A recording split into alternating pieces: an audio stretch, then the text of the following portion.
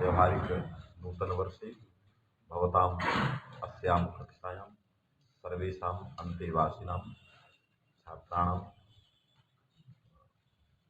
शास्त्रं श्रोतुं कामयमानानां स्वागतम्। एवञ्च सर्वेभ्यः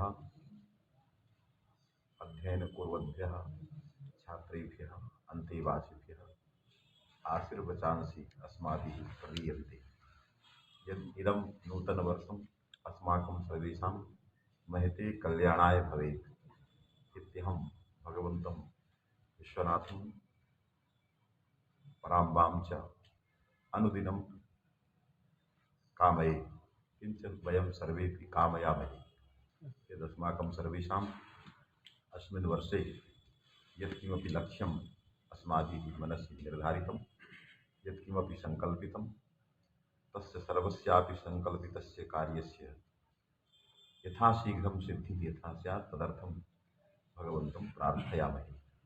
इदानीं निष्प्रत्यूहम् अध्यापनकर्म तत्र पूर्णतां स्यात्, पूर्णतां यात्, तदर्थं तत्र प्रार्थये। किञ्च इदानीं पुनः सङ्कल्पितस्यास्य कार्यस्य आरम्भः अस्माभिः क्रियते। सर्वे ज्ञातवन्तः? चलिए तो हम शुरू करते हैं। आप लोग संस्कृत भी बोलना सीखना है, आएंगे आप व्याकरण अच्छे से पढ़ोगे तो सब आ जाएगा। चलिए बैठिए।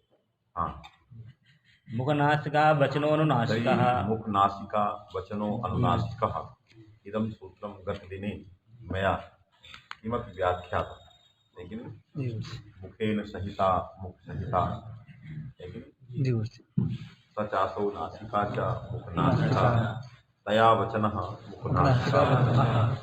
इस प्रकार की गद्य में हमने व्याख्या की थी। मुखेन संहिता में कर्त करने कर्ता बहुलम सूत्र से समास है। सूत्र का अभिप्राय यही है कि सहित क्रिया के प्रति जो धारण क्रिया है, लेकिन हित जो है अधाई, इस विग्रह में हित बनता है। दुधाई धारण पोषणयो दधाते और आगे अक्ता प्रत्यय, लेकिन दधाते दो दधो और दधाते माने धा धातु से रहेगा, दुधाई से रहेगा तो दुधाई को ही आदेश हो जाता है। किसमें? निष्ठा प्रत्यय रहे तो अक्ता प्रत्यय के रहने पर जो दुधाई था, धाई धा था, उसको कौन आदेश हो गया? ही हो गया। तो क्या बन गया? हितम। हितम का मतलब हो गया धारण कृतवान, लेकिन अर्थात धत्तेस्म। क्या करेंगे? धत्तेस्म। यदि हमें उधर नहीं जाना तो अपना इसमें लगा दिया सरलता की। धत्तेस्म अर्थात मुखम वर्णान धत्तेस्म। मुखम धत्तेस्म, मुख जो है वर्णों को धारण करता है। धारण किया था, इस अर्थ में वो प्रयोग किया है कि नहीं? तो मुखम वर्णान धत्तेस्म। धत्तेस्म का मतलब हो गया मुखेन हितम। केन सह कया सह? नासिकया है कि नहीं?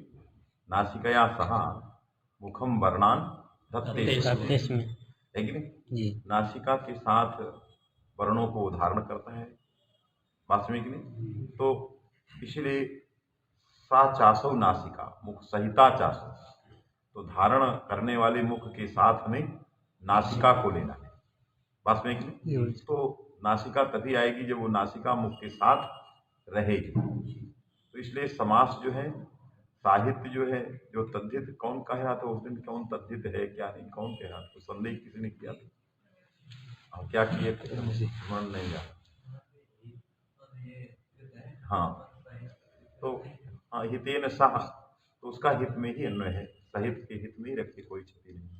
हितेन सह कहा वर्त मुख माने हितेन सह कहा वर्तते? हितेन माने नहीं, हितेन सह सहितम बनाए तो नासिकया सह मुखम धत्तेस्म, वास्तविक नहीं।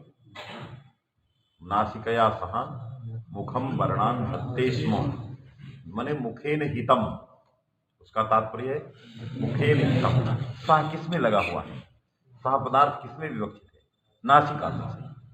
पास में कि नहीं? तो अन्वय वो हित क्रिया के प्रति ही, धारण क्रिया के प्रति ही वो करता है। पास में कि नहीं? और जो तत्सहित नासिका है वो उसमें अप्रधानी ने प्रविष्ट है।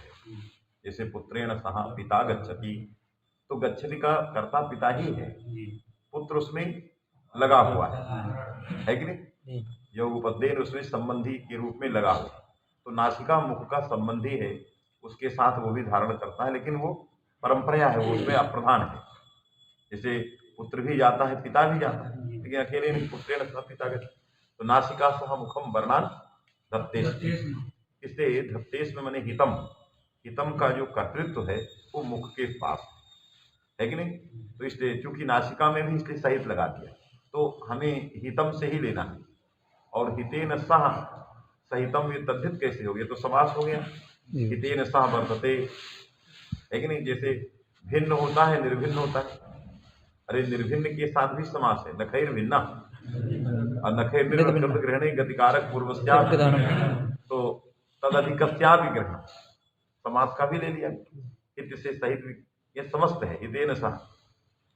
हितेन सह वर्तते, माने जो हित क्रिया का कर्ता मुख है, तत्तेन सह वर्तते नासिकाई, तो उसमें साहित्य जो है नासिका के पास है, इसलिए सहित समस्त पद है।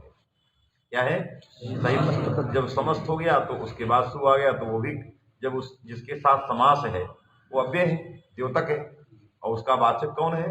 हित ही है, सहाव्य है, द्योतक है, तो हित में ही पूरा वाचकता है। इसलिए कृदंतत्व, जो हित का रहने वाला कृदंतत्व है, वो द्योतक विशिष्ट में भी आ जाए, तो सहित भी कृदंत ही कहा जाए। वास्तविक नहीं, क्योंकि समस्त हो गया, तो कृदंत प्रकृतिक सुबंत हो गया। वास्तविक नहीं, तो कृदंत प्रकृतिक सुबंत सहित हो गया, उसका कर्ता के साथ, कर्तृवाचक सुबंत के साथ समास बन गया। मुखेन सहिता सहिता सुजासौ नासिका च मुख नासिका। फिर कर्तुकर्णे कृता बहुलम समास करिए, मुख नासिकया वचनः, मुख नासिका वचनः। ये समास जो है यहाँ दिया गया, जिसकी वृत्ति में भी लिखा मुख सहित नासिकयो उच्चार्यमाण। मैंने भगवान पाणिनि ने कहा मुख के साथ नासिका से उच्चार्यमाण, माने मुख के साथ सभी वर्णों का उच्चारण कर्तृत्व जो है या उच्चारण कर्णत्व जो है वो मुख के पास है कि नहीं? लेकिन उसमें नासिका का भी सहाय रहना चाहिए, नासिका का सहाय। तो मुख सहित नासिका से उच्चार्यमाण जो वर्ण होंगे वो अनुनासिक कहे जाए, जो केवल मुख से होंगे वो अनुनासिक नहीं कहे जाए, वो निरनुनासिक कहे। जो केवल नासिका से होंगे वो भी कहे जाए। पाणिनि के मत में ये गृहीत नहीं हो रहे। पाणिनि तो कहते हैं मुख सहित नासिका से उच्चरित होने वाले वर्ण अनुनासिक, किंतु बहुत सारे ऐसे भी वर्ण हैं जो मुख नहीं नासिका से केवल उच्चरित होते हैं। अनुस्वार यमानाम च नासिका स्थान आया कि नहीं? तो अनुस्वार है, यम है, इनका केवल नासिका स्थान है, इसलिए नासिका से उच्चरित है। जो कंठ से उच्चरित है वो कंठ स्थान वाले हैं, जो नासिका से उच्चरित हैं वो नासिका स्थान वाले हैं। तो अनुस्वार और यम ये ऐसे वर्ण हैं जो केवल नासिका से उच्चरित हैं, लेकिन इनको अनुनासिक कहा गया है कि नहीं? अनुस्वार यमानांच नासिका स्थान विद्यते, वास्तविक नहीं? तो ये नासिका, लेकिन सूत्रकार के मत में गृहीत नहीं हो रहा है। सूत्रकार के मत में मुख सहित नासिका से उच्चरित होने वाले वर्ण ही अनुनासिक कहे जाएंगे, केवल नासिका से उच्चरित होने वाले वर्ण अनुनासिक नहीं कहे जाएंगे। और हमें केवल नासिका से उच्चरित होने वाले वर्णों को भी अनुनासिक कहना है। तो उसके लिए भगवान भाष्यकार ने कहा कि पाणिनि का ये मुख ग्रहण ठीक नहीं। क्या सूत्र बनाना चाहिए? नासिका अनुनासिका, नासिका वचनः मुख हटा दो, इस समास के झंझट दूर हो जाए, समास का झंझट दूर। उच्चते असौ इति वचनः नासिकया वचनः, आगे अनुनासिक लगाए, नासिका वचनः अनुनासिका। नासिका से उच्चार्यमाण वर्ण जो है अनुनासिक होते हैं, यही कही, मुख रखने की जरूरत नहीं आएगी नहीं। तो अब मुख सहित नासिका वाले जो होंगे, अब ये भाष्यकार के मत में सूत्र का आकार क्या है? नासिका नासिका वचन वचन नासिका सूत्रकार पाणिनि के मत में सूत्र का स्वरूप क्या है? मुखनासिका वचन नासिका मुखनासिका वचन। तो भाष्यकार सूत्रकार के मत में क्या आपत्ति थी? सूत्रकार के मत में आपत्ति थी नियम और अनुस्वार छूट रहे थे, है कि नहीं? अब यदि इस नियम अनुस्वार के चक्कर में हमने मुख को हटा दिया और भाष्यकार वाला सूत्र ले लिया, कौन? नासिका वचन। तो कौन छूट रहा है?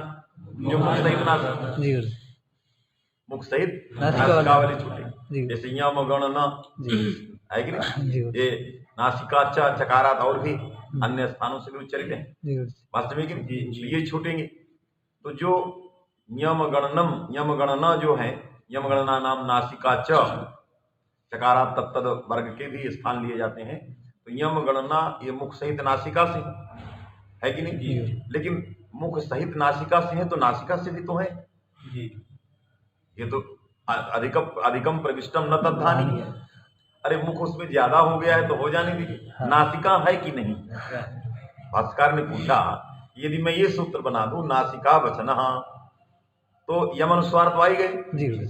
तो नासिका वचन माने नासिका से उच्चरित होने वाले यदि यम अनुस्वार हैं तो यम गणनम भी है, वो भी तो नासिका वचन है। क्या नासिका से उच्चरित नहीं होते?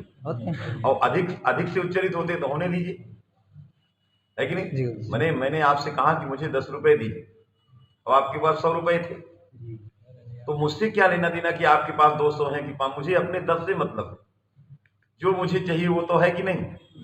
अधिकम प्रविष्टम, आपके पास और ज्यादा है, उससे हमें क्या हानि? बात समझे कि नहीं? तो उसी तरह से भाष्यकार ने जब सूत्र बना दिया नासिका वचन, तो यम गणनम ये नासिका से उच्चरित है, और कितने से उच्चरित हैं? तालु से हैं, कंठ से हैं, मूर्धा से हैं, तो और अन्य स्थानों से उच्चरित है तो रहने दीजिए। आपको जो चाहिए, आपने मात्र तो नहीं लगाया है, नासिका मात्र वचन तो नहीं सूत्र बनाया, केवल नासिका से उच्चरित होने ऐसा तो सूत्र नहीं बनाया, आपने तो बनाया है नासिका वचन। यदि उसमें लगा देते नासिकयु वचन,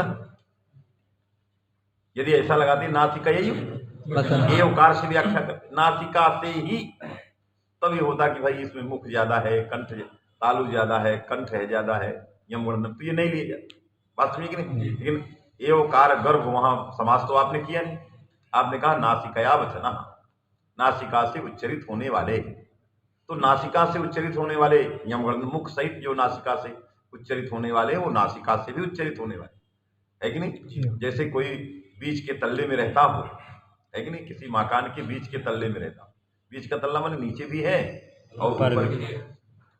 तो उनसे पूछा जाएगा कि आप भूमिवासी हैं, तो कहेगा हम भूमिवासी। कैसे भूमिवासी? अरे ऊपर की अपेक्षा तो नीचे ही है, हम जमीने पे हैं। नीचे वाले से आप की अपेक्षा उससे पूछा जाए आप जो है ऊपरीवासी हैं, तो कहेगा हम ऊपरीवासी। तो दोनों हैं, वो भूमिवासी भी हैं और ऊपरीवासी भी, तो उनको ऊपरीवासी भी कहा जाएगा, भूमिवासी। तो ये दोनों हैं, कौन? यम गणना ये दोनों हैं, नासिका वचन भी हैं और मुख वचन भी है। तो आपको तो नासिका वचन से मतलब वो है इसके पास, है कि नहीं? तो इसलिए नासिका वचन सब हो गए, इसलिए सभी की अनुनासिक संज्ञा हो गई। तो सूत्रकार की अपेक्षा भाष्यकार के मत में असंग्रहापत्ति दोष नहीं। भाष्यकार के मत में क्या दोष नहीं है? असंग्रहापत्ति दोष, कोई वर्ण नहीं छूट रहा है, सबका संग्रह हो जाता है। और सूत्रकार के मत में असंग्रह हो रहा है।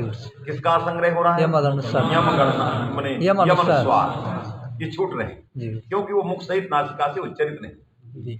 तो इसलिए उत्तर भगवान भाष्यकार के द्वारा जो समाधान दिया गया वो सर्वतोभावेन उचित है, वास्तव में कि नहीं?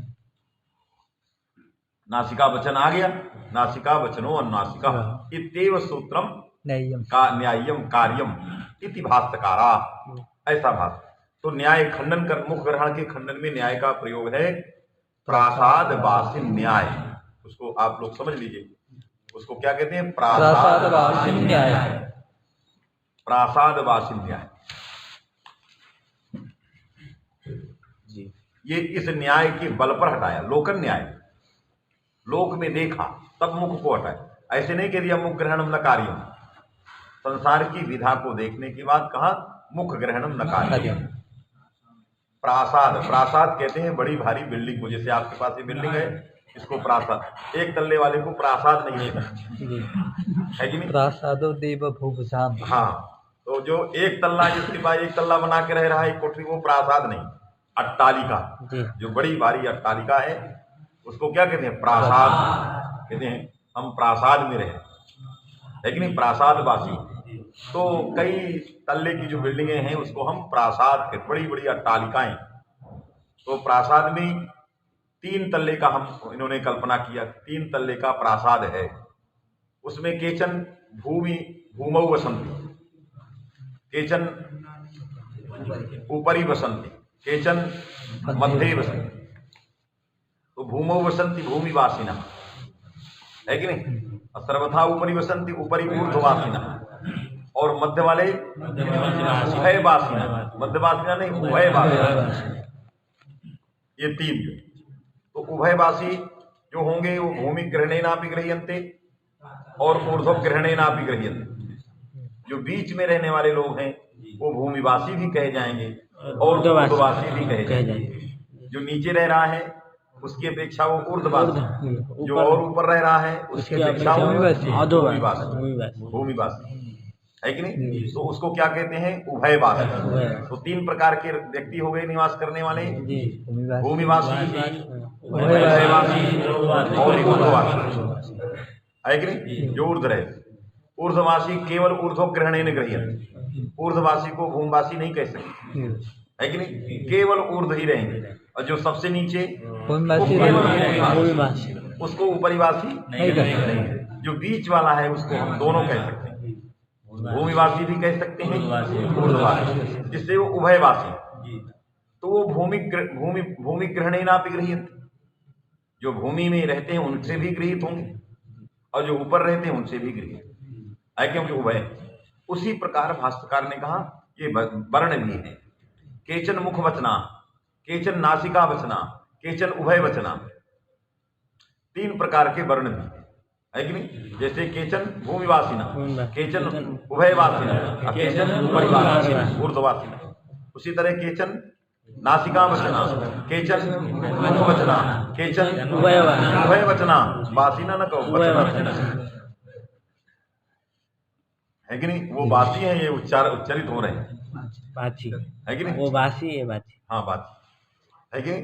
तो केचन भूमि, केचन नासिका वचना, केचन मुख वचना, फिर मुखवासी कहे, माने मुखवासिना। तो केचन मुखवासिना, केचन नासिका वचना, केचन उभय वचना। तो केचन नासिका वचना, केचन मुख वचना, केचन उभय वचना। तो कोई केवल नासिका से उच्चरित हो रहे हैं, जो नासिका वचन है, केचन नासिका वचना। जैसे यम गणना, वो यम अनुस्वार, यम अनुस्वार क्या है? नासिका वचन है, इनको नासिका वचन। वो नासिका किससे गृहीत हो? अरे जो जिससे उच्चरित होगा उसी से गृहीत होगा। यदि भूमि में रहे तब भूमि से गृहीत होगा, भूमि में रहने वाला भूमि से गृहीत होगा। तो नासिका से उच्चरित होने वाला किससे गृहीत होगा? नासिका से। अब मुख से उच्चरित होने वाला, और दोनों से उच्चरित होने वाला, दोनों से गृहीत होते। तो यम गणनम, ये दोनों से उच्चरित हो रहे हैं, तो इसको नासिका वचन भी कहते हैं और वचन भी कहते हैं। तो नासिका वचना से आगे आई, क्योंकि इसको नासिका वचन कहते हैं। तो सारे प्रकार के वर्ण अनुनासिक हो गए कि नहीं? इसलिए सूत्रकार की अपेक्षा भाष्यकार का मत प्रबल हो गया, बात में कि नहीं? मुख रहने पर दोष था। कौन दोष था? अव्याप्ति थी। क्या दोष था? अव्याप्ति। हमारा जो लक्ष्य है वो संकलित नहीं हो रहा, हमें यम अनुस्वार लेना था, वो नहीं आ रहा, इससे अव्याप्ति थी। उस अव्याप्ति को दृष्टिगत किया कौन? भगवान भाष्यकार, और उसको ले लिया, और लाघव भी हुआ। क्या लाघव था? एक शब्द नहीं रखना पड़ा, तो अत्यंत लाघव, और जो है सभी का संकलन भी हो गया, अव्याप्ति अतिव्याप्ति नहीं रहा। वास्तविक नहीं? इस सूत्र की रचना के पीछे, निर्माण के पीछे कारण था वेदों का भाष्य, प्रातिशाख्य। प्रातिशाख्य को दृष्टिगत करके भगवान सूत्रकार या भाष्यकार सूत्रों की व्याख्या जो अनुनासिक, निरनुनासिक, उदात्त, अनुदात्त, इससे संदर्भित जो भी बात है वो सब प्रातिशाख्याधीन है, उससे विरुद्ध कुछ नहीं। से बार बार वो प्रमाण देते हैं प्रातिशाख्य प्रसिद्ध, हम प्रातिशाख्य के अनुसार ये सब बनाए। तो प्रातिशाख्य क्या कहता है? प्रातिशाख्य क्या कहता है? मुख को रखता है या हटाता है? क्योंकि भाष्यकार हटा दिए, तो प्रातिशाख्य में भी अनुनासिक शब्द की व्युत्पत्ति की गई। क्या की गई? व्युत्पत्ति, अनुनासिक शब्द, अनुनासिक की व्युत्पत्ति की। वहां अनुनासिक शब्द के लिए सूत्र नहीं बनाया गया, व्युत्पत्ति की गई। क्या व्युत्पत्ति किया? नासिकाम अनुगतः, नासिकाम अनुगतः, अनुनासिका, अनुगत की व्याख्या की गई, अभिहत अभिव्यंजिता। उसको समझ लीजिए, नासिकाम अनुगतः अनुनासिका, और अनुगत की व्याख्या क्या है? अभिहत्य अभिव्यंजिता, नासिकाम अभिहत्य अभिव्यंजिता। जो वर्ण नासिका को ठुकरा करके जो है आते हैं, प्रकाशित होते हैं, अभिव्यंजित होते हैं, जो नासिका को ठुकरा। तो यम अनुस्वार और यम गणनम सभी नासिका को ठुकरा करके बाहर आ रहे हैं, है कि नहीं? वायु से प्रेरित होकर, वायु संयोग के द्वारा, वायु संयोगात नासिकाम अभिहत्य, इसलिए वायु ना, है कि नहीं? तो वायु संयोगेन, है कि नहीं, नासिकाम अभिहत्य एते वर्णाः जे वर्णाः अभिव्यंजिताः, है कि नहीं? माने अभिव्यक्ता। अभिव्यंजित किसको कहते हैं? अभिव्यक्ता। तो ये सारे जो नित्य वर्ण हैं, अनंत अनादिकाल से वर्ण जो है चले आ रहे हैं, वो वायु के कारण नासिका को ठुकराकर, धक्का दे करके प्रकाशित होते हैं, अभिव्यक्त होते हैं। तो उसमें कौन कौन नासिका को अभिव्यक्त करके आते हैं? यम अनुस्वार और यम गण नाम सभी आते हैं। बात में कि नहीं? तो प्रातिशाख्य हमको क्या कह रहा है कि सारे वर्ण जो हैं इस तरह के हैं, यम अनुस्वार, यम। सूत्र क्या कर रहा है कि यम अनुस्वार को छोड़ रहा है।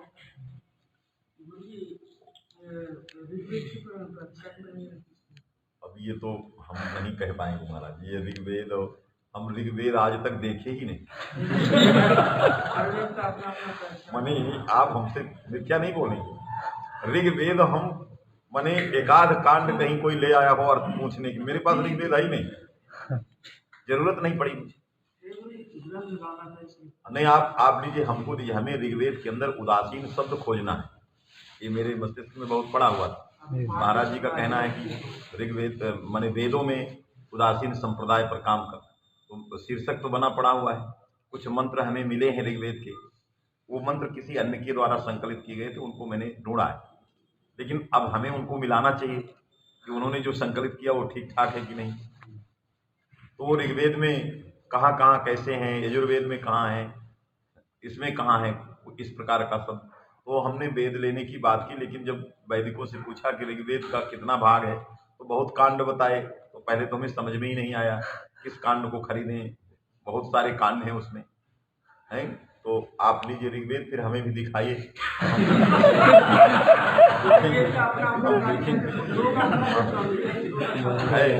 सबका सूत्र भी है, गृह सूत्र आते हैं, लेकिन गृह सूत्र हैं, उसमें बहुत सारी व्यवस्था है। प्रातिशाख तो जितना मिल जाए, पारस्कर गृह सूत्र है मेरे पास, इस तरह जो बहुत सारे गृह सूत्र हैं। तो हमने अभी प्रातिशाख्य जो है व्याकरण में सुनते रहे कि प्रातिशाख्य प्रसिद्धम और शाखम शाखम प्रतिशाखम करते, क्योंकि इससे आगे जाने की जरूरत पड़ी नहीं, है कि नहीं? इसलिए इसी में लगे रहे, तो उसको देखा ही नहीं कि किस वेद की प्रातिशाख्य में। लेकिन हमारे जो व्याख्याकार है, वो व्याख्याकार वेद भाषा के प्रातिशाख्यों में इस प्रकार के व्युत्पत्ति को खोज के ले आए। तो हमारे व्याख्याकार जब ले आए तो हमें खोजने की जरूरत नहीं। आपको अक्के चेत मधुविद्येत, कमरे में ही तो मलाई मिल जाए तो क्यों आम रस बाहर जाएंगे, है कि नहीं? क्योंकि सारी रसमलाई आपको कमरे में मिल रही, तो हमें खोजाया मिल रहा है, हम क्यों दौड़ेंगे ऋग्वेद के प्रातिशाख को खोजने? इसीलिए नहीं गए, क्योंकि उन्होंने सब खोज खाज के ले आया, तो उसको लगाने की हमें जरूरत है। उसने किस अभिप्राय से क्या लिखा, बात समझे कि नहीं। तो वेदों के भाष्य में रखे हुए प्रातिशाख को खोजा और कहा कि अनुनासिक शब्द की व्युत्पत्ति वेद भाष्य में व्युत्पत्ति और प्रातिशाख्य में लोक व्यवहार में ये इस प्रकार की व्युत्पत्ति आई। क्या? नासिकाम अनुगतः है कि नहीं। अनुगता मने नासिकाम अभिहत्य वायुना अभिव्यंजिता, ये व्युत्पत्ति की गई और इस व्युत्पत्ति से ही भाष्य संगत हो जाएगा। सूत्रकार के मतानुसार नहीं संगत होगा। सूत्रकार के मतानुसार नासिकाम अभिहत्य वायुना अभिव्यंजित यम अनुस्वार छूट रहे हैं और भाष्यकार के अनुसार ये व्युत्पत्ति कर रही है। सूत्र में लिखी सूत्र के द्वारा उपस्थापित अर्थ और वेद भाष्यों में उपस्थापित व्युत्पत्ति दोनों समानार्थक हो रहे और सूत्रकार के मत में विरुद्ध हो रहा। इसलिए सूत्रकार के मत को में मुखग्रहण को अशक्य हटा दिया और नासिका वचन और नासिका इसी प्रकार के सूत्र की आवश्यकता है। समझ बात आ गई? चलिए, इसलिए मुखेन सहिता सर्वम पूर्व पक्ष रूपम, पूर्व पक्ष भूतम वर्त, मुखेन सहिता मुख सहिता सुजातो नासिका इति सर्वम, ये का मने कबूतर की तरह हो। अब केवल नासिका वचन और नासिका बस इतना ही सोच, इसमें किसी प्रकार की मुखेन सहिता तद्धित है कि समास है कि क्या है, क्या करने की जरूरत खत्म हो जाए।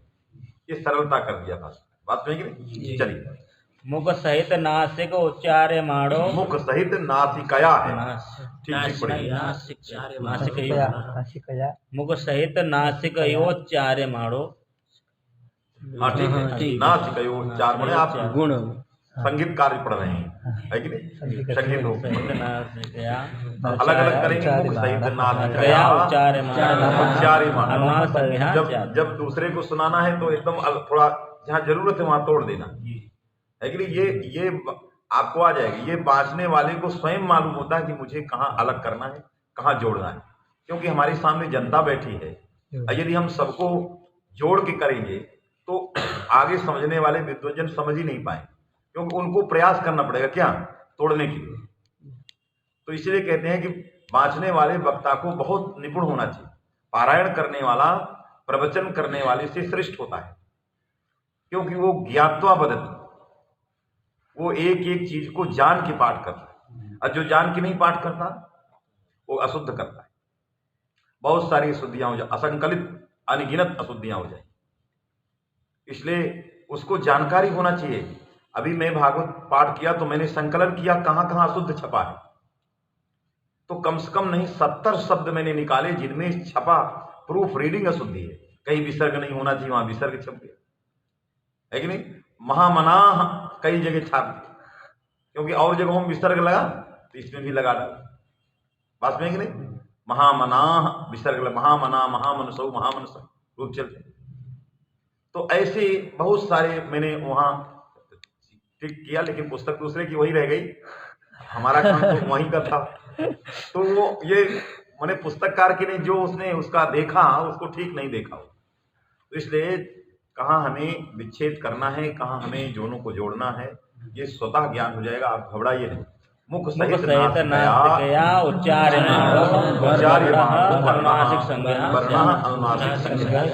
साफ हो गया, श्रोता भी समझ गए, है कि नहीं। मुख सहित नासिका से उच्चार्यमाण वर्ण अनुनासिक, समझ बात आ गई।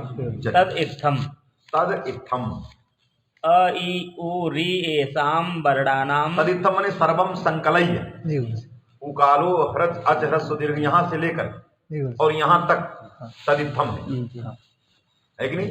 तत् माने जहां से हम विचार अचों के भेदों का कर रहे हैं, अचों के भेदों का विचार उकालो ह्रस्व से कर रहे हैं, तो वहां से लेकर के और यहाँ तक पूरा प्रकरण क्या है, इत्थम है कि नहीं। तदित्थम है कि नहीं। वो जो वर्णित है भेद वो इस प्रकार से अ ई उ री एसाम वर्णानाम प्रत्येकम अष्टादश एसाम वर्णानाम प्रत्येकम, इन वर्णों में प्रत्येक वर्ण, वर्णानाम मध्ये प्रत्येकम, आ ई उ री एतेषाम वर्णानाम प्रत्येकम, ये निर्धारण षष्ठी है।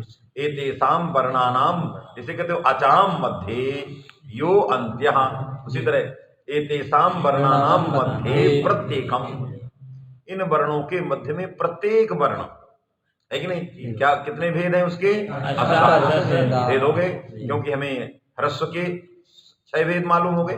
जी। पहले 3 थे, उदात्त अनुदात्त, फिर प्रत्येक के 2-2, जी है कि नहीं? तो 2-2 सबके हुए, जी माने उदात्त के, अनुदात्त के, स्वरित के तो 6 हो गए। जी। इसी तरह दीर्घ में, इसी तरह प्लुत में, तो मिला के कितने हो गए? 18 हो गए। तो प्रत्येकम अष्टादश भेदा, समझ में आ गई?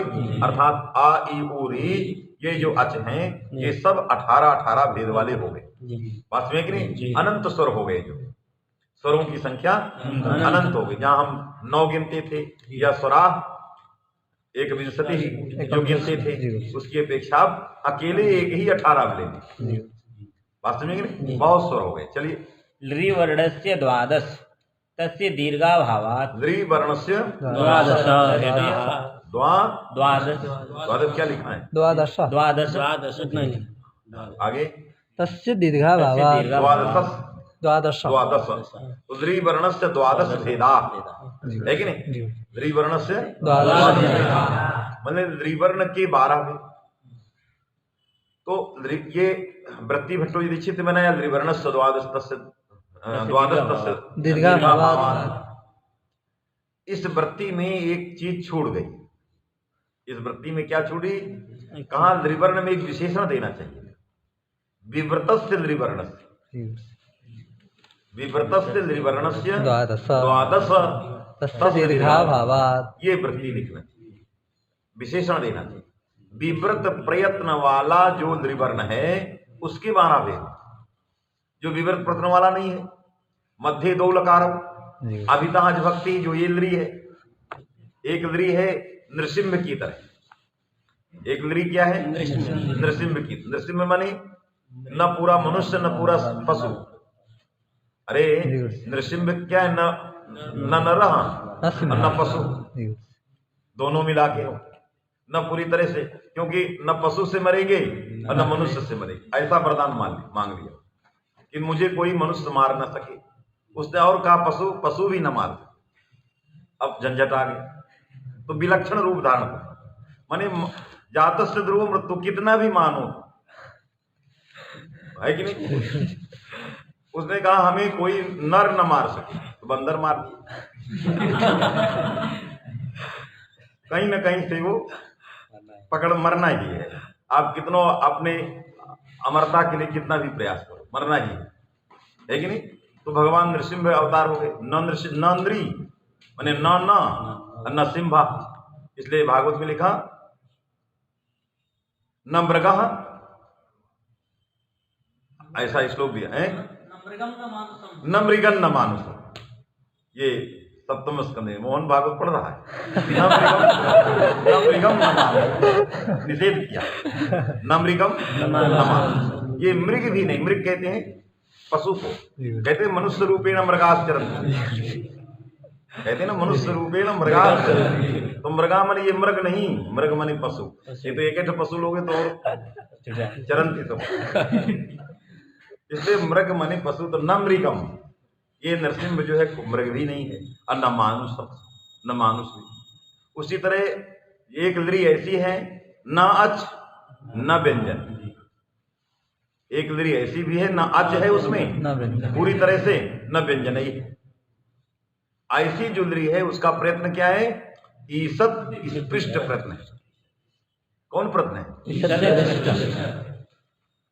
ईसत स्पृष्ट प्रयत्न वाली है। तो 2 प्रकार की री और 2 प्रकार की लृ। एक री है वो ईसत स्पृष्ट है, एक लृ है वो विवृत और ईसत स्पृष्ट 2 हो गए। तो जो ईसत स्पृष्ट वाली लृ है कि नहीं, उसमें दीर्घ होता है, उसमें दीर्घ होता है।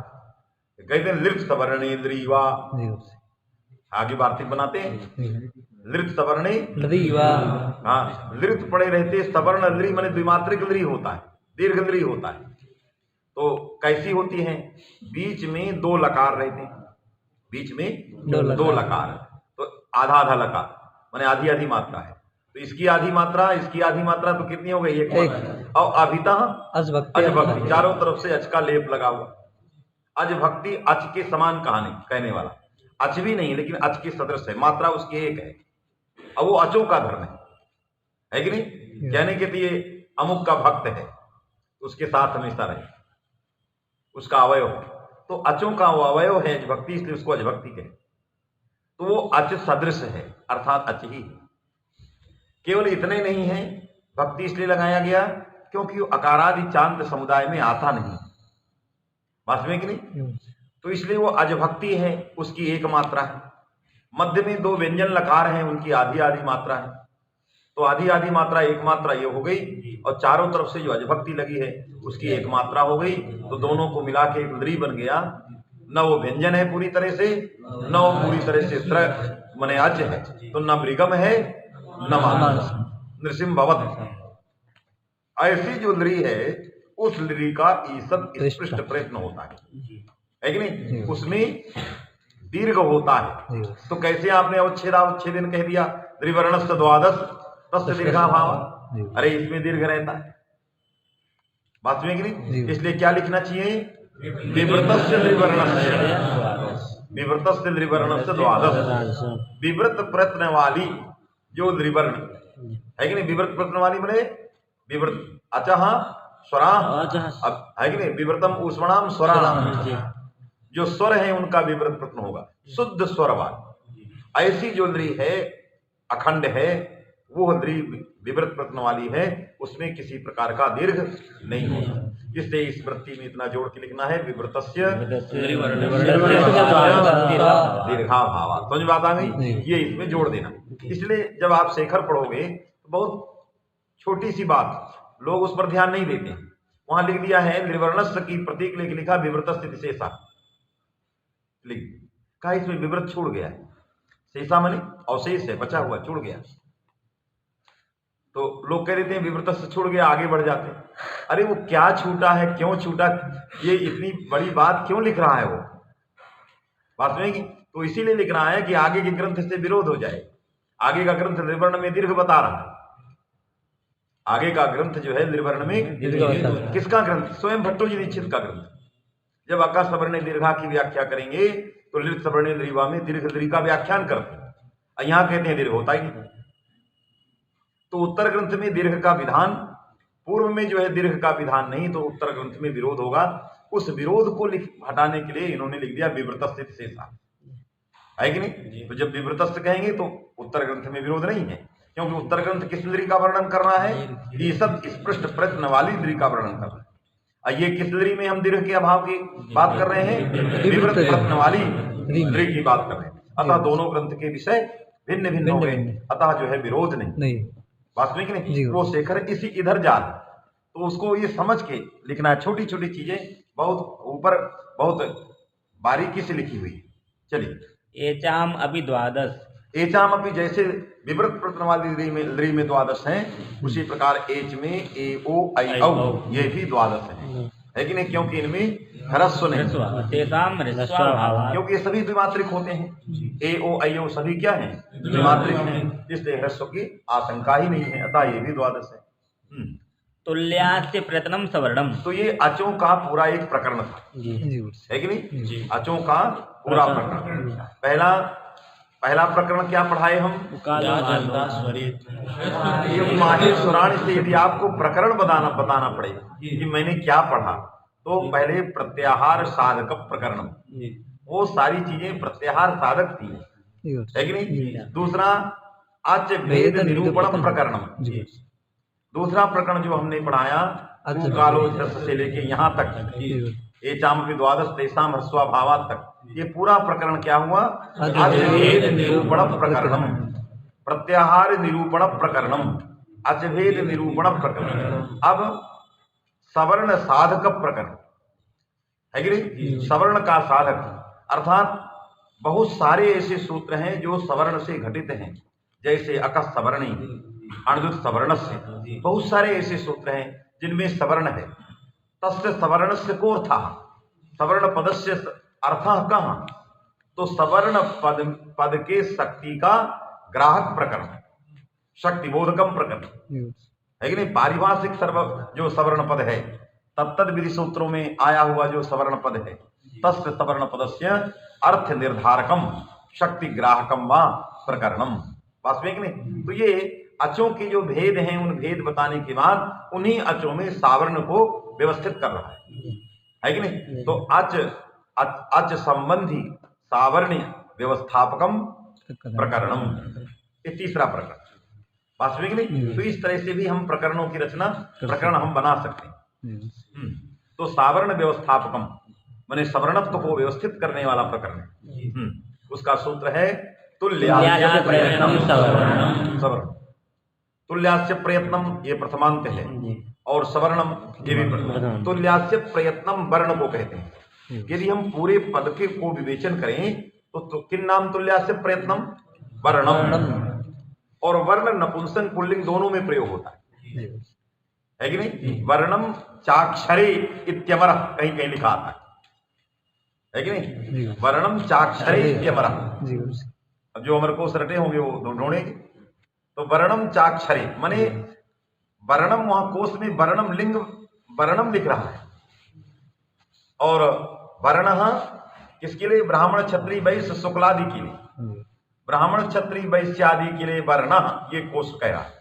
और चाक्षरे वर्णम, अक्षर के लिए वर्ण का भी प्रयोग नपुंसकलिंग पुल्लिंग दोनों में आता है कि नहीं। तो इसलिए तुल्यास्य प्रयत्नम मने वर्णम, तुल्यास्य प्रयत्नम मने वर्णम, वर्ण ही सवर्ण होते, वर्ण ही सवर्ण होते। इसलिए यहाँ नपुंसकलिंग निर्देश सवर्ण के कारण यदि वर्ण लिया जाए तो ऐसा नहीं है तुल्यास्य प्रयत्नः वर्णः सवर्णम, ऐसा नहीं, क्योंकि वो नियत पुल्लिंग नियत लिंगक नहीं शब्द है।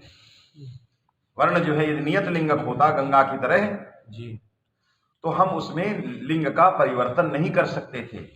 वहां हमें सूत्र ही बनाना पड़ता तुल्यास्य प्रयत्नः सवर्णम, यही बनाना वास्तव में कि नहीं। क्योंकि यहाँ वर्ण अनियत लिंगक शब्द है, इसलिए उसमें लिंग में परिवर्तन विशेष के अधीन विशेषण में हो सकती है। इसलिए तुल्यास्य प्रयत्नम को सवर्ण के अधीन होने के कारण नपुंसक लिंग ले लिया तुल्यास्य प्रयत्नम माने वर्णम।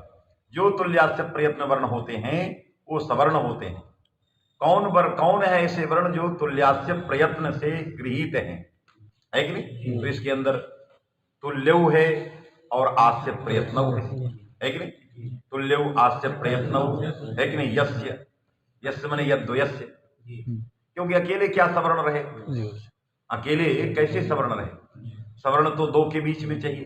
तो इसलिए यस्य जहां लिखा है उसकी व्याख्या क्या करें, यद्वयस्य, वहां द्वयस्य लगा क्योंकि एक वचन है, इससे उसी में चलना है। यद्वयस्य माने वर्ण द्वयस्य है कि नहीं। तो इस तरह आस्य और प्रयत्न, इस सूत्र में आस्य जो शब्द है वो तद्धितांत का ग्रहण है। आस्यम तद्धितांतस्यैव ग्राह्यम, तद्धितांत शब्द लेना है आस्य है कि नहीं। तद्धितांत माने शरीरावयवात यत माने शरीरावयवात च यत नहीं, शरीरावयवात यत ये वृत्ति है उसकी। हम लोग बोल देते हैं शरीरावयवात यत से यत हो गया, अरे उसकी वृत्ति से यत होगा। पहले सूत्र बोलिए, दो सूत्र है। शरीरावयवात सभी शरीरावयवात यत भी है, ये सूत्र है शरीरावयवात। तो शरीरावयवात यत एक सूत्र है शरीरावयवात च है कि नहीं। तो शरीर के अवयव बोधक सब प्रातिपदिकों से यत प्रत्यय होता है। इस अर्थ में आस्य भवम भव है कि नहीं। क्योंकि आस्य भवम नहीं लोगे तो तालवादी का ग्रहण नहीं होगा। आस्य माने मुख, और मुख में सर्वेशाम वर्णानाम सावर्ण्यमेव है कि नहीं। मुख में तो सभी वर्ण रहते ही हैं, मुख से ही सब निकलते हैं वास्तव में कि नहीं। इसलिए तद्धितांत लोगे आस्य भवम, मुख में होने वाले, तो मुख में भी होने वाले वर्णों के उपयोगी पदार्थ लेना है। मुख में तो बहुत सारे चीजें हैं है कि नहीं, रुधिर है, रक्त है, बहुत सारी चीजें, लेकिन वो सब प्रकृत शास्त्रोपयोगी नहीं। एतत् शास्त्रोपयोगी कौन है, तालवादी स्थान, जो आस्यांतर्गत है, मुख के अंतर्गत, बात समझे कि नहीं। इसलिए उसको ले लिया है आस्य में होने वाले जो तालवा जो आस्थान माने आस्य शब्द का अर्थ हो गया तालवादी स्थान। आस्य भवम आस्यम, तो आस्य शब्द से शरीर अवयवाद्यत से यत प्रत्यय, तो क्या बन गया? आस्य य भाषंज्ञा हो गई, यस्य च करके आस्य में यकार के अकार का लोप हो गया, तो बन गया आस्य य। फिर हलो यमामी में लोप से यकार का लोप हो गया, तो क्या बना? आस्यम। आस्यम बने तालवाद्य स्थानम, तालवादी स्थानम। फिर दूसरा शब्द है प्रयत्न। प्रयत्न में दो शब्द हैं, प्रा है और यत्न है कि नहीं? यति प्रयत्ने। यति प्रयत्ने से कौन प्रत्यय हो गया? नंग प्रत्यय हो गया। कौन सूत्र है? यति विच्छरक्ष प्रयति प्रत्यक्ष नंग नंग है कि नहीं? नंग प्रत्यय हो गया है कि नहीं? तो यति यत धातु से नंग प्रत्यय हो गया, तो क्या बना? यत्न। क्या बना? यत्न। भाव में नंग प्रत्यय है कि नहीं? भाव में नंग प्रत्यय हो गया, तो यत्न बन गया। और प्रा का यत्न के साथ समास करो, प्रकृष्टो यत्न। जैसे कहते ना सुष्ठु पुरुषाः, उत्स्थिता पुरुषाः, प्रादि समास कर लो है कि नहीं? शोभना पुरुषा सुपुरुषा, तो प्रकृष्टो यत्न प्रयत्न, ये समास हो तो बन गया। तो आस्य भी बन गया, प्रयत्न भी बन गया। अब दोनों में समास करो, आस्यंच प्रयत्नश्च, आस्य प्रयत्नौ, ये दो बन। अब इधर तुल्यो आस्य प्रयत्नौ, क्योंकि तुल्य आस्य प्रयत्न का विशेषण है। तुल्य किसका विशेषण है? आस्य प्रयत्न दो का विशेषण है, इसलिए उसमें भी दो वचन है। बात समझ गए? आस्यंच प्रयत्नश्च इति आस्य प्रयत्नौ है कि नहीं? अवास्य प्रयत्नों का कौन विशेषण है? तुल्य है। तो वो दो है, विशेष में दो है, तो उसके विशेषण में भी दो वचन आ जाएगा, तो बन गया तुल्यो आस्य प्रयत्नौ, यस्य मने ययो है कि नहीं? यस्य मने ययो वर्णयो तत् तुल्यास्य प्रयत्नम है कि नहीं? तुल्य है आस्य प्रयत्न जिन दो वर्णों का है कि नहीं? उस उन दो वर्णों को क्या कहेंगे? तुल्यास्य प्रयत्न है कि नहीं? अर्थात जिन दो वर्णों का आस्य प्रयत्न तुल्य है, उन दो वर्णों की आपस में सवर्ण संज्ञा। बात में नहीं? अब प्रकृत प्रसंग में आइए, तुल्यो संदेह लोग कर देते हैं कि तुल्यो में दो वचन है। इस दो वचन इसलिए है कि आस्य प्रयत्नों में दो वचन। कोई पूछे तुल्यो में दो वचन क्यों है? अरे सुंदरों पुरुषों में, जैसे सुंदरों पुरुषों में सुंदरों में द्विवचन है, वैसे तुल्यों में द्विवचन, क्योंकि उसका विशेष जो आस्य प्रयत्न है उसमें दो वचन। समझ बात आ गई? अब तुल्यों में दो तुल्य है, एक कान्वय आस्य के साथ लोग कहते हैं हो रहा है, और एक कान्वय प्रयत्न के साथ। प्रयत्न के साथ होने वाला तुल्य पुल्लिंग है, और आस्य के साथ विशेषणीभूत होने वाला तुल्य पदार्थ नपुंसक है, क्योंकि विशेष में जो लिंग जो वचन रहेगा, विशेषण में तल्लिंग तद्वचन रहता है। तो ये तुल्य द्वंद्व के आदि में श्रूयमाण है, अतः प्रत्येकम अभिसंबध्यते है कि नहीं? द्वंद्व के आदि में श्रूयमाण, इसलिए प्रत्येकम अभिसंबध्यते। तो द्वंद्व के आदि में इसलिए प्रत्येक में जाएगा। तो जब आस्य के साथ जाएगा तो तुल्यम रहेगा, और जब प्रयत्न के साथ जाएगा तो तुल्यम रहेगा। तो पहले गएगा तुल्यम आस्यम सवर्णम, अब प्रयत्न के साथ जाएगा तो तुल्य प्रयत्न सवर्ण। ये कहे, बात समझे कि नहीं? दोनों में अलग अलग। लेकिन तो तुल्य शब्द जो है द्वंद्व के आदि में है, तो ठीक है, प्रत्येक के साथ शब्द एक ही शब्द नहीं, एक ही जो तुल्य था उससे क्या विभक्ति आ गई? दो का बोध करा रहा है। तुल्य जो प्रकृति है वो किसका किसका बोध कराना है? आस्य और प्रयत्न दो व्यक्ति का बोध कराना। जैसे एक घट है कि नहीं? घट कोई शब्द हो और दो घट व्यक्तियों का बोध कराता हो, तो उससे क्या विभक्ति आएगी? हुआ है? अरे ये घट शब्द है और ये दो का बोध कराता हूं, तो उसको क्या कहोगे? घटो, क्योंकि दो का बोध करा। तो ये तुल्य जो शब्द है ये किसका बोध करा रहा है? दो व्यक्तियों का बोध। तुल्य दो व्यक्तियों, समान दो व्यक्तियों का बोध करा, तो दो व्यक्तियों का बोध करा है कि नहीं? तुल्य माने सदृश। तुल्य शब्द जो है सदृश अर्थ में रथांतरादि शब्दों की तरह रूढ़ शब्द है।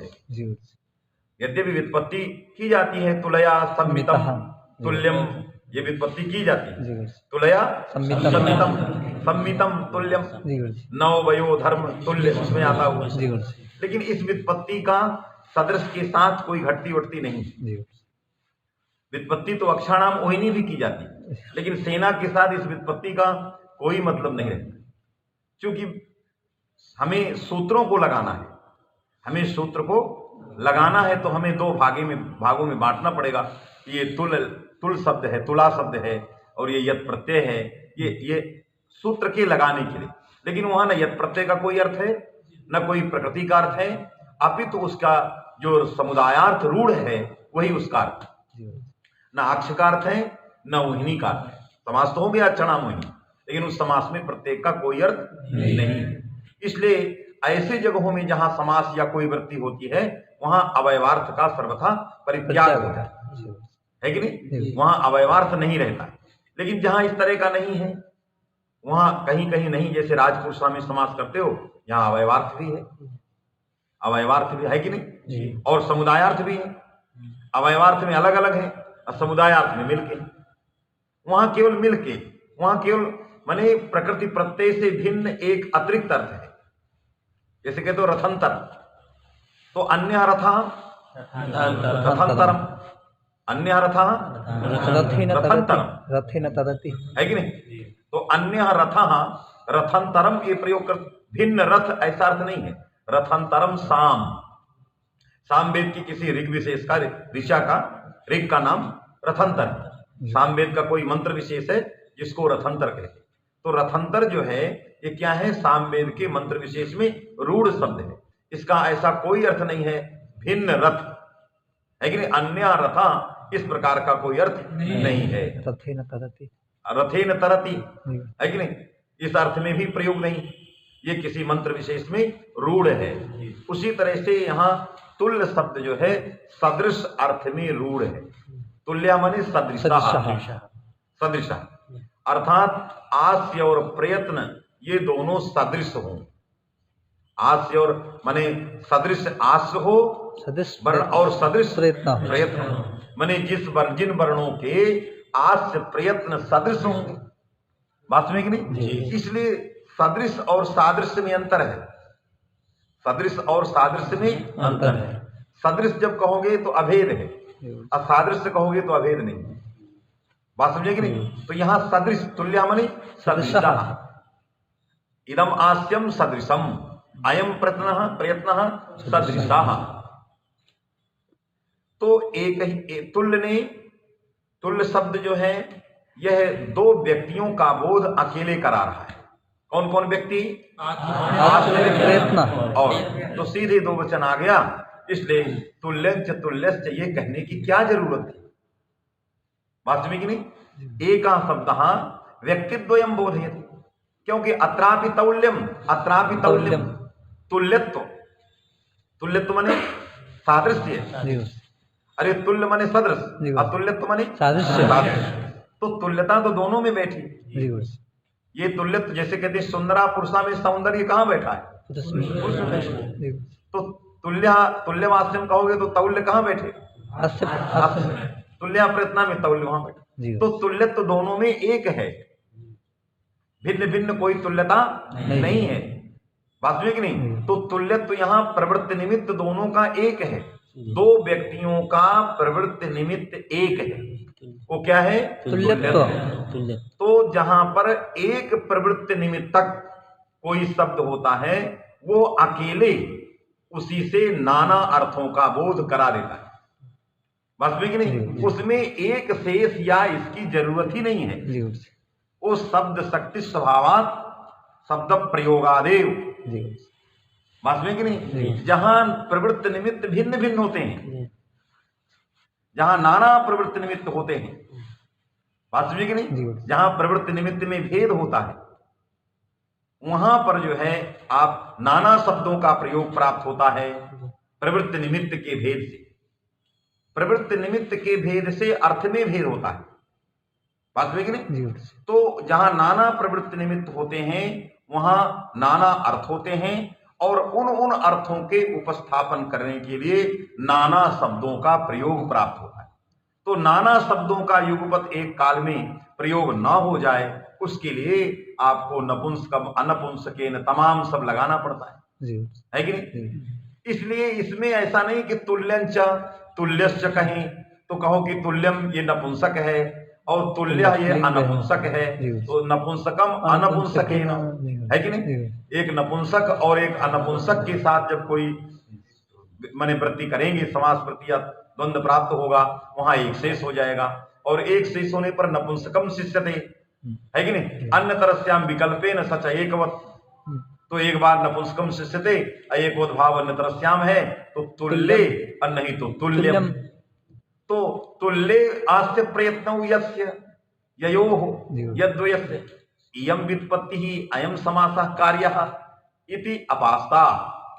ये अपास्त हो गए क्योंकि ये प्राप्त ही नहीं है, क्योंकि दोनों में तुल्यता एक ही है, भिन्न भिन्न तुल्यता नहीं है।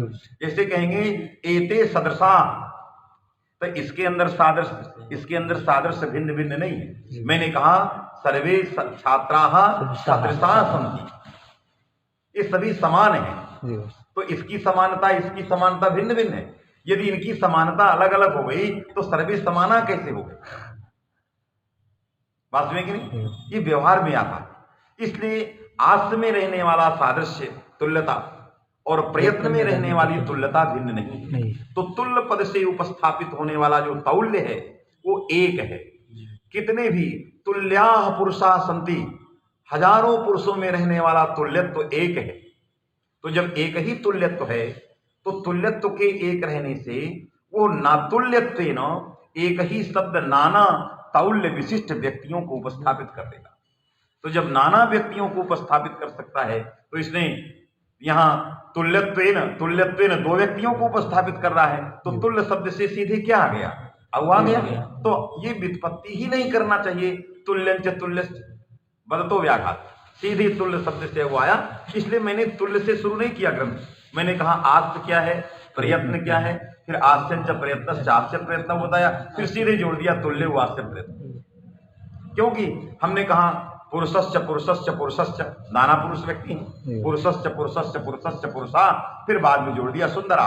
हमने ये नहीं कहा सुंदरश्च सुंदरश्च सुंदर, ये नहीं कहा, जरूरत नहीं, बात में कि नहीं। क्योंकि हजारों पुरुषों में रहने वाला सौंदर्य एक है, बात में कि नहीं। ये कोई नहीं करता कि पहले कह दिया पुरुषश्च पुरुषश्च पुरुषश्च पुरुषा, अब फिर कह दिया सुंदरश्च सुंदरश्च सुंदर सुंदरा। ऐसा कोई करता है, अनुभव करो। यदि कोई करता है तो शास्त्र की मर्यादा को नहीं जानना, बात में कि नहीं। क्योंकि समस्त पुरुषों में रहने वाला सौंदर्य एक है, तो एक वचन होना चाहिए। इसलिए है यदि एक ही है तो एक वचन, तो वो सुंदर जो है एक सौंदर्य नाना व्यक्तियों को उपस्थापित कर रहा है।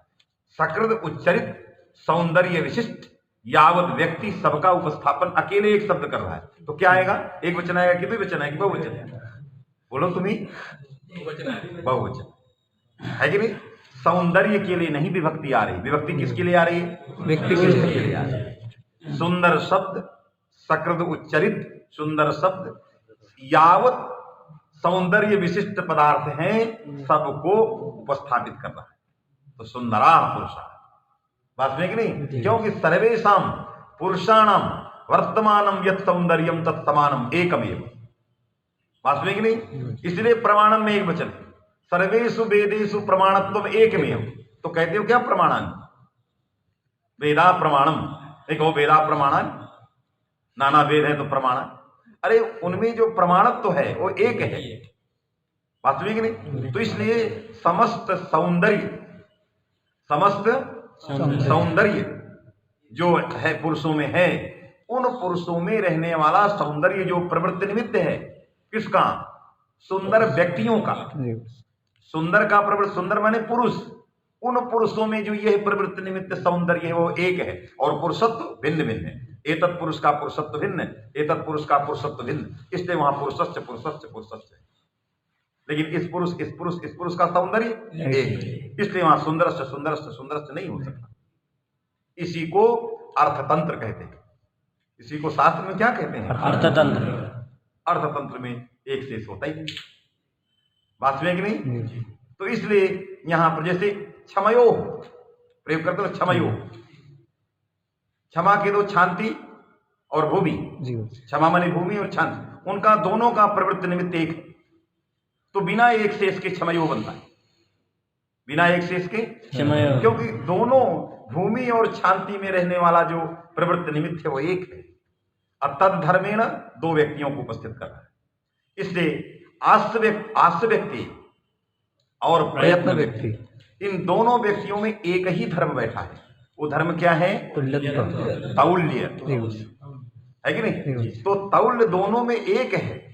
तो जिस जो एक प्रवृत्ति निमित्त वाला कोई शब्द होता है, वो तत्प्रवृत्त निमित्तक नाना व्यक्तियों को अकेले उच्चरित होकर के बोध करा देता। इसलिए अकेले ही तुल्य शब्द से अविभक्ति आ गई, तो सीधे लिखना है सुंदरा पुरुषा पुरुषौवा इतिवत यथा न सुंदरस्य सुंदरस्य इति रूपम न भवति तथैव तुल्यस्य तुल्य तुल्यंच तुल्य, सब नहीं, क्या हो गया? सीधे आ गया तुल्य। इसलिए किसी ग्रंथकार ने ऐसी बात नहीं लिखते, ऐसा कहीं लिखते हैं, है कि नहीं? हमारे बाद के कुछ व्याख्याकारों ने ऐसी आशंका करने लगे, लेकिन वो आशंका सर्वथा निराधार है। इसलिए सीधे बन गया तुल्यौ आस्य प्रयत्नौ यस्य, है कि नहीं? यस्य में षष्ठी का अर्थ क्या है? ययो, तो षष्ठी का द्विवचन है कि नहीं? मैंने कहा षष्ठी का अर्थ क्या, तो कह रहे हैं ययो। तो वो षष्ठी का क्या है? द्विवचन है। तो क्या अर्थ है षष्ठी का? षष्ठी का अर्थ संबंध, है कि नहीं? यत जो आया है, यत में जो यत शब्द लगा है, वो विभक्ति बिना प्रकृति की नहीं आती, इसीलिए लगा है, उसकी जरूरत नहीं किसी भी जगह। जैसे पीतम अमरम यस्य, यत की कोई जरूरत, क्योंकि इससे अकेले नहीं आ सकता, न केवल प्रत्यय प्रयुक्तव्य। इसलिए षष्ठी का अर्थ पूछा जाता है, ये नहीं पूछा जाता कि षष्ठ्यंत का क्या अर्थ। कहते हैं पीतम अमरम यस्य में अन्न पदार्थ में जो है वो षष्ठी का अर्थ में क्या है, तो षष्ठी का अर्थ पूछा जाता है, षष्ठ्यंत का अर्थ नहीं पूछा जाता। क्यों? कोई कहेगा तो कहना कि यत जो है इसलिए लगा है कि प्रत्यय बिना प्रकृति की नहीं आती, इसलिए उसको गले पतित है, लेकिन उसका वहां पर अर्थ नहीं है षष्ठी का। क्या अर्थ है? षष्ठी। इसलिए यस्य में षष्ठ्यर्था संबंध माने जनकत्वम, जनकत्व संबंध है कि नहीं? क्या संबंध? तो जनक कौन है? आस्य और प्रयत्न, ये जनक है। किसके जनक है? वर्णों के, है कि नहीं? तो वर्णों के जनक आस्य प्रयत्न यदि सदृश हैं, तो वर्ण सवर्ण कहे जाते हैं। वर्ण में सावर्ण नहीं है, माने वर्ण के धर्मों को लेकर के सादृश्य विचार नहीं करना। सादृश्य विचार कहाँ करना है? वर्ण के जनकों पर करना है, वर्ण के उत्पादक, है कि नहीं? यस्य मने जनकस्य, यस्य मने जनक मने यद वर्ण जनकौ, इसलिए कहा जाता है यद वर्ण, यद मने वर्ण है, यद वर्ण जनकौ मने वर्ण जनकौ आस्य प्रयत्नौ, है कि नहीं? यद वर्ण जनकाभ्याम आस्य प्रयत्नाभ्याम तुल्यौ तयोः वर्णयोः मिथः सावर्ण्यम, है कि नहीं? ये तो वहां जनकत्व, यस्य के आगे जो षष्ठी लगी है उसका अर्थ है जनक, और वो जनक कहाँ अन्वित होगा? आस्य प्रयत्न में, आस्य प्रयत्नौ जनकौ, है कि नहीं? ययो अतुल्यो आस्य प्रयत्नौ जनकौ तदा तयोः सावर्ण्य। यदि वर्णों के जनक आस्य प्रयत्न तुल्य हैं तो सवर्ण हो। बात समझ आ गई कि नहीं? यही इसका अर्थ अभी समझ लेना है। वृत्ति में तो लिख दिया है आस मने तालवादी स्थान, प्रयत्न मने आभ्यंतर प्रयत्न, प्रयत्न एतद्वयम् यस्य, है कि नहीं? मने वर्णस्य, है कि नहीं?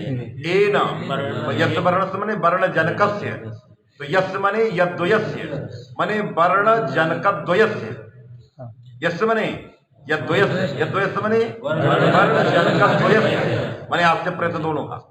फिर एन मने यद्वयेन मने यद वर्ण जनकद्वयेन, ये उसकी व्युत्पत्ति में लगाना है, तभी वो लगे नहीं गलत लिखा है। है कि नहीं? तो यस मने द्वयस्य, यद वर्ण जनक द्वयस्य, षष्ठी जनक है। तो यस मने यद वर्ण जनक द्वयस्य, एन मने यद वर्ण जनक द्वयेन। तो जनक द्वय कौन है? आस्य प्रयत्न। और इधर भी यस मने यद वर्ण जनक द्वय मने आस्य प्रयत्न। तो जिस वर्ण के जनक आस्य प्रयत्न का, जिस वर्ण के जनक आस्य प्रयत्न के साथ सादृश्य हो, उन वर्णों को की आपस में सवर्ण संज्ञा हो। बात में कि नहीं? तो यस्य मने यद वर्ण वर्ण जनकद्वयस्य, यद वर्ण जनकद्वयेन साकम, है कि नहीं? सावर्ण्यम तौल्यम सादृश्यम, है कि नहीं? तयो तादृश वर्णयो मिथा सवर्ण संज्ञा, माने सवर्ण संज्ञा, है कि नहीं? या सावर्ण्यम स्यात्। लग गया कि नहीं? बस इत्यलम इसको लगाइए।